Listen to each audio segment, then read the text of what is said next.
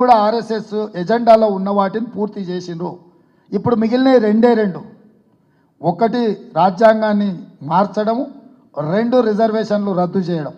ఈ రెండింటిని అమలు చేయడానికి 2/3 మెజారిటీ కోసం ఇస్ బార్ 400 పార్ అనే స్లోగన్ తీసుకొని 400 సీట్లు వస్తే 2/3 మెజారిటీతోని సభలో పాస్ చేసి మోర్ దాన్ 50% రాష్ట్రాలలో ప్రభుత్వాలు ఆమోదిస్తే ఆ బిల్ పాస్ అవుతుంది.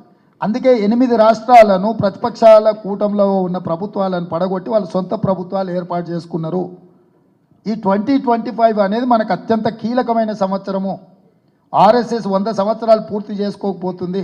ఆర్ఎస్ఎస్ భావజాలాన్ని పూర్తి స్థాయిలో ఈ దేశంలో అమలు చేయడానికి అగ్రెసివ్గా బీజేపీ ముందుకు రాబోతుంది.